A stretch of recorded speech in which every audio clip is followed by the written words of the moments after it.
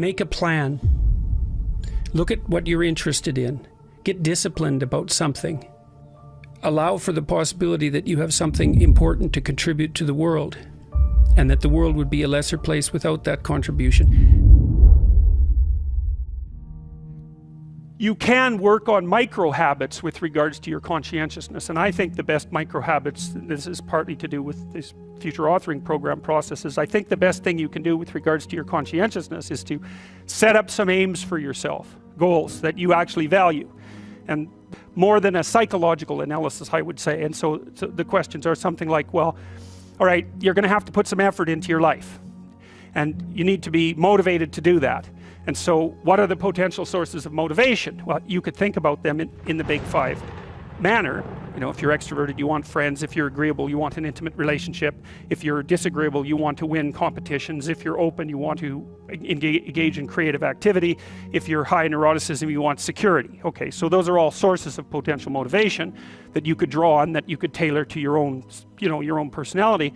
But then there are dimensions that you want to consider your life across. And so we ask people about, well, if you could have your life the way you wanted it in 3 to 5 years, if you were taking care of yourself properly, what would you want from your friendships? What would you want from your intimate relationship? How would you like to structure your family? What do you want for your career? Well, how are you going to use your time outside of your job? And how are you going to regulate your mental and physical health, and maybe also your drug and alcohol use? Because that's a good place to auger down, because alcoholism, for example, wipes out 5 to 10% of people. So you want to keep that under control. And then so maybe you develop a vision of what you would like your life to be, and that associates the goal. Well, once the goal is established, and then you break down the goal into micro processes that you can implement, the micro processes become rewarding in proportion, in relation to their causal association with the goal, and that tangles in your incentive reward system. We talked about the dopaminergic incentive reward system, and that's the thing that keeps you moving forward. And the way it works is that it works better if it produces positive emotion when it can see you moving towards a valued goal. Okay, well, what's the implication of that? Better have a valued goal, because otherwise you can't get any positive motivation working out. And so the more valuable the goal, in principle, the more the micro processes associated with that goal start to take on a positive charge. And so what that means is, well, you get up in the morning and you're excited about the day, you're ready to go. And so as far as I can tell, what you do is you specify your long-term ideal. Maybe you also specify a place you want to stay the hell away from, so that you're terrified to fail as well as excited about succeeding, because that's also useful. You specify your goal. You do that in some sense as a unique individual. You want to specify goals that make you say, oh, if that could happen as a consequence of my efforts, it would clearly be worthwhile. Because the question always is, why do something? Because doing nothing is easy. You just sit there and you don't do anything. That's real easy. The question is, why would you ever do anything? And the answer to that has to be because you've determined by some means that it's worthwhile. And then the next question might be, well, where should you look for worthwhile things? And one would be, well, you could consult your own temperament.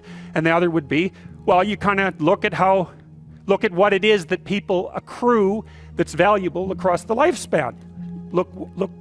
So you do a structural analysis of the subcomponents of human existence, and I already did that.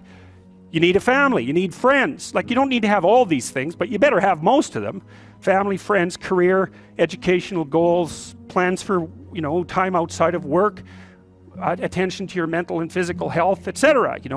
That's what life is about. And if you don't have any of those things, well, then all you've got left is misery and suffering. So that's a bad deal for you. So once you set up that goal structure, let's say, and that's really in many ways that's what you should be doing at university.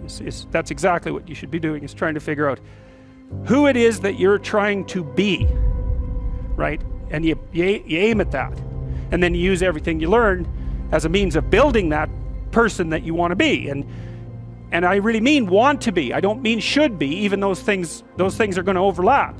And it's important to distinguish between those, because that's partly, and this is back down to the micro routine analysis. So if I was saying, well, you're going to try to make yourself more industrious. Okay, number one, specify your damn goals, because how are you going to hit something if you don't know what it is? That isn't going to happen.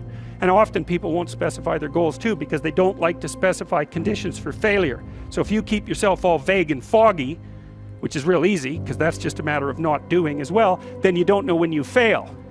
And people might say, well, I really don't want to know when I fail because that's painful, so I'll keep myself blind about when I fail. That's fine, except you'll fail all the time then. You just won't know it until you've failed so badly that you're done. And that can easily happen by the time you're 40. So I would recommend that you don't let that happen. So that's willful blindness, right? You could have known, but you chose not to. Okay, so once you get your goal structure set up, you think, okay, if I could have this life, looks like that might be worth living, despite the fact that it's going to be, you know, anxiety provoking and threatening, and there's going to be some suffering and loss involved and all of that. Obviously, the goal is to have a vision for your life such that, all things considered, that justifies your effort. Okay, so then what do? Well, then you turn down to the micro routines. It's like, okay, well, this is what I'm aiming for. How does that instantiate itself day to day, week to week, month to month? And that's where something like a schedule can be unbelievably useful. Google Calendar. It's like, make a damn schedule and stick to it. Okay, so what's the rule with a schedule? It's not a bloody prison. That's the first thing that people do wrong. They say, well, I don't like to follow a schedule. Well, it's like, well, what kind of schedule are you setting up? Well, I have to do this, then I have to do this, then I have to do this, you know, and then I just go play video games, because who wants to do all these things that I have to do? It's like, wrong. Set the damn schedule up so that you have the day you want. That's the trick. It's like, okay, I've got tomorrow. If I was going to set it up so it was the best possible day I could have, practically speaking, what would it look like?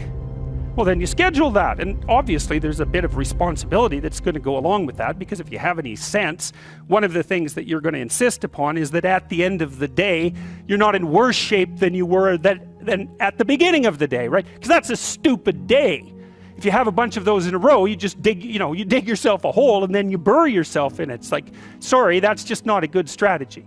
It's a bad strategy. So maybe 20% of your day has to be responsibility and obligation, or maybe it's more than that, depending on how far behind you are. But even that, you can ask yourself, okay, well, I've got these responsibilities. I have to schedule the damn things in. What's the right ratio of responsibility to reward? And you can ask yourself that, just like you'd negotiate with someone who is working for you. It's like, okay, you got to work tomorrow. Okay, so I want you to work tomorrow. And you might say, okay, well, what are you going to do for me that makes it likely that I'll work for you? Well, you could ask yourself that, So maybe you do an hour of responsibility and then you play a video game for 15 minutes. I don't know, whatever turns your crank, man. But, you have to negotiate with yourself and not tyrannize yourself. Like you're negotiating with someone that you care for, that you would like to be productive and have a good life. And that's how you make the schedule. It's like, and then you look at the day and you think, well, if I had that day, that'd be good. Great. And you're useless and horrible, so you'll probably only hit it with about 70% accuracy, but that beats the hell out of 0, right? And if you hit it even with 50% accuracy, another rule is, well, aim for 51% the next week, or 50.5% for God's sake, or because you're going to hit that position where things start to loop back positively and spiral you upward. And so that's one way that you can work on your conscientiousness, is plan a life you'd like to have. Having a little conversation with yourself about, as if you don't really know who you are, because you know what you're like. You won't do what you're told. You won't do what you tell yourself to do. You must have noticed that. My point is that you have to understand that you're not your own servant, so to speak. You're someone that you have to negotiate with, and you're someone that you want to present the opportunity of having a good life to. And that's hard for people because they don't like themselves very much. So, they're always like cracking the whip and then procrastinating, and cracking the whip and then procrastinating. And it's like, God, it's so boring and it's such a pathetic way of spending your time. And you know what that's like, because you probably waste like 6 hours a day. And I think we did an economic calculation about that a while back, right? Your time's probably worth $50 an hour, something like that. I mean, you're not getting paid that now, but you're young. And so this is investment time, and what you do now is going to multiply its effects in the future. So let's say it's $50 an hour, which is perfectly reasonable. So if you waste 6 hours a day, and you are, then you're wasting about $2,000 a week, or about $100,000 a year. So like, go ahead, but that's what it's costing you every hour. And you need to know what your damn time is worth. So let's say it's not $50, it's 30. whatever, maybe it's 100, it's somewhere in that range.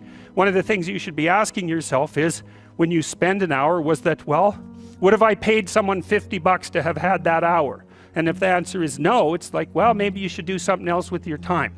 And it depends on whether or not you think that your time's worthwhile.